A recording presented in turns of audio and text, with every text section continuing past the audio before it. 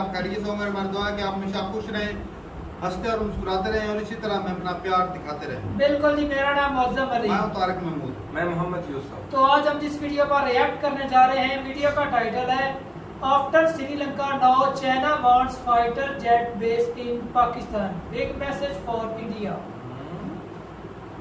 अगर China base देता है पाकिस्तान में, चाइना इंडिया के लिए भी खतरा है इस चीज़ से, तो पाकिस्तान के लिए भी तो भाई इतना अच्छा संकेत नहीं है मेरे हिसाब से। वीडियो देखते हैं और अपना रिव्यू कर देंगे। कौन करते हैं जी? 1 2 3 स्टार्ट।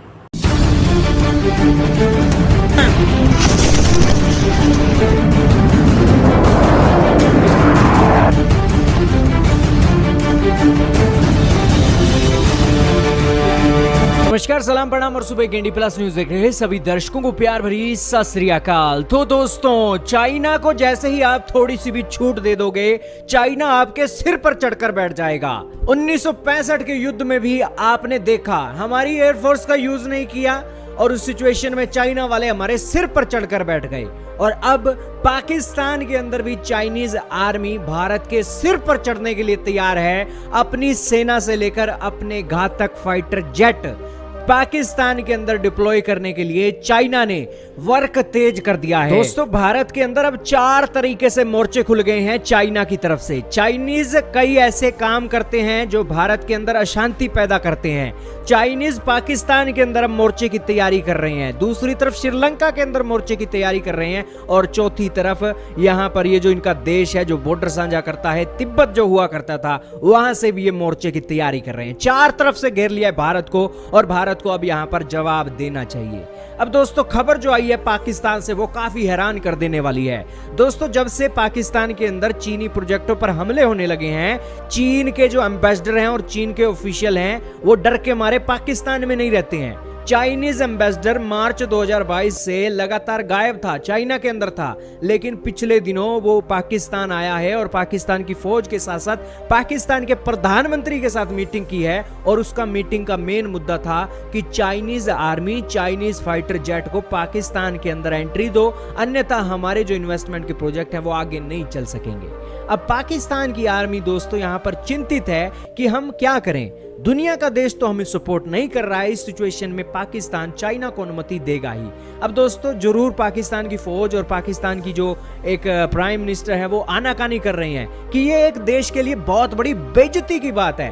बेइज्जती की बात तो उन देशों के लिए होगी जिनके पास एटम बम नहीं है, लेकिन पाकिस्तान जैसे देश के पास एटम बम है, लेकिन फिर भी आज वो इन्वेस्टमेंट के प्रोजेक्टों को सेफ गार्ड नहीं कर सकता है। और पाकिस्तान के अंदर अगर चीन की आर्मी की इस तरीके से पोस्टें बनती हैं और इनके इंटरनेशनल एयरपोर्टों पर आम बात हो जाती है चाइनीज फाइटर जेटों की, तो ये पाकिस्तान आर्मी के लिए डूब के मरने वाली बात हो जाएगी। और इसका असर पाकिस्तान के एटम बम प्रोजेक्ट पर भी चलेगा। सारी दुनिया कहेगी कि यह जब पाकिस्तान की फौज अपने देश में दूसरी देशों की सेना को एंट्री दे रही है, तो इनके देश में एटम बम कहां सिक्योर हैं? वो भी आतंकवादियों के हाथ में लग सकते हैं। इसीलिए पाकिस्तान को एक डीन्यूक्लियराइज करना चाहिए।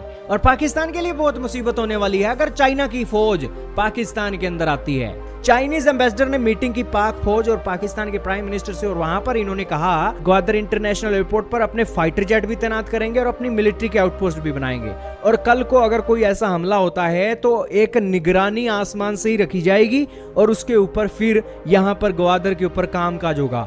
हम एक ट्रेड करना चाहते हैं। हाँ, ऐसा नहीं होना चाहिए कि चाइना से माल चल के आए और पाकिस्तान के अंदर आते आते वो किसी हादसे का शिकार हो जाए या साजिश का शिकार हो जाए। वो रिस्क हम नहीं लेना चाहते हैं। अगर ये सिक्योरिटी होगी तो हम अपना सारा काम काज करेंगे, नहीं तो हम यहाँ पर कामकाज नहीं करने वाले हैं। अब पाकिस्तान के ऊपर है वो इसके ऊपर क्या बोलता है। लेकिन पाकिस्तान के अंदर ये एक चाइनीज आर्मी भारत के लिए तो बिल्कुल चिंता की बात है।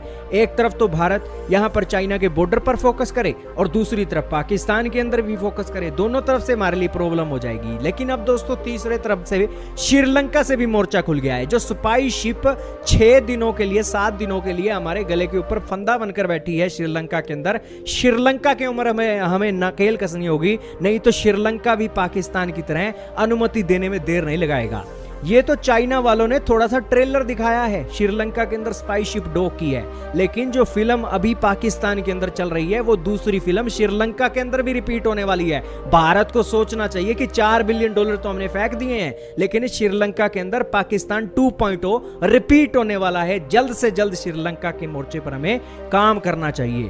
खैर, हमारी सरकार हमसे ज्यादा सीरियस है और सरकार की बातें सामने नहीं आती हैं क्योंकि सीक्रेट बातें होती हैं, तो इस बारे में नजर होनी चाहिए। आपका क्या कहना है दोस्तों? चाइना जो लगातार पैर पसारता जा रहा है, सिर पर चढ़ता जा रहा है, कमेंट सेक्शन में जरूर बताइएगा। जी वीडियो खत्म हो गई और जिस तरह चाइना जो है वो घेरा डालता जा रहा है इंडिया की तरफ, ये खतरनाक इनकी जो सोच है ना वो नज़र आ रही है आस्ता आस्ता कि ये इंडिया के साथ कुछ ना कुछ करना चाहता है। और भाई साहब बाकी बात करें पाकिस्तान की, तो पाकिस्तान मजबूरी में देगा, बेच देगा, लेकिन इंडिया का नुकसान हो या ना हो, पाकिस्तान तो दियो ना भाई। पाकिस्तान जिस तरह वो धीरे धीरे घुसेंगे वो तो इमरान खान के दौर के अंदर जो प्रोजेक्ट चल रहे थे ना बंद हो गए थे चाइना के, वो बंद करवा दिए गए थे ना। लेकिन अब दोबारा जो हमारे आएंगे वज़ीर आज़म साहब, उसने बोला चाइना से आपकी रजामंदी हो तो आप आकर चला सकते, जो हमारी तरफ से रिस्ट्रिक्शन है वो हम दूर कर दें। वो प्रोजेक्ट दोबारा तो चलेगा, इसलिए उन्होंने उनकी जो अब उन्होंने मांगे कर दी है ना कि हमें सिक्योरिटी दो और वो हम अपनी आर्मी लाएंगे। ये प्रोजेक्ट हमारे देश के अंदर चल रहे हैं, वो चलाने के लिए पाकिस्तान की हुकूमत कुछ ना कुछ तो करेगी। भाई करना ये कि इंजीनियर अपने लाए, लेबर अपनी दे, जरूरी तो नहीं है कि वही आएंगे। तो भाई साहब बीच के मसला अलग है, वो प्रोजेक्टों की बात नहीं है, मेन मसला है वो इंडिया को गिराव डाल रहे हैं। वो तो साफ से यार वो तो हम कह रहे हैं ना गिराव डालेंगे, लेकिन पाकिस्तान की भी खैर नहीं है। पाकिस्तान का तो भाई पहले कौन सी खैर है, पहले ये है कि उन्होंने आकर कब्जा नहीं, लेकिन ये है कि अगर इंडिया और चाइना का कुछ मसला बनता है तो पाकिस्तान खामखा मारा जाएगा। पाकिस्तान की जमीन इस्तेमाल हो सकती है जंग के लिए, और जब पाकिस्तान की जमीन इस्तेमाल होगी तो पाकिस्तान पे भी तो बम गिरेंगे, गिरने हैं। तो ये पाकिस्तान ना वही तो बात मैं कह रहा हूं कि पाकिस्तान को वो ना उंगली में जाके ना वो फंसाने वाली बात होती है कि कोई ऊपर से उंगली देता है ना, नीचे से उंगली सॉरी देता है, तो ये बंदा खुद जाके ना उंगली में गांड फंसाने वाली बात है कि आओ भाई। बाकी भाई अब क्या है, जो हालात हैं वो तो मुझे गंभीर ही नजर आ रहे हैं, लेकिन इससे पाकिस्तान की जो सिक्योरिटी है उसको काफी फर्क भी पड़ सकता है, अमन को कायम रहने नहीं दे रहे, खराबी चाइनीज है ना। बाकी ये जिस तरह बलोचिस्तान वाले करते हैं भाई, वो चाइनीज को मारते हैं, इस लिहाज से देखा जाए तो वो अच्छे ही करते हैं। हाँ क्योंकि ये चाइना वाले अगर जंग चाहते हैं तो वो अच्छे ही करते हैं बलोच भाई। तो जो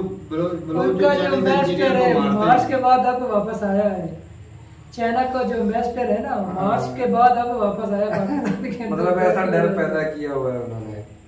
डर थोड़ा उनका भाई, आर्मी को वो नहीं छोड़ते, तो ये चाइनीज क्या चीज है वो बलोचिस्तान वाले ने बोला था ना, हमें बस फर्क बताओ किसका टुकड़ा है, छोटे ऐसी बात जहाँ भी देखे उड़ा दो।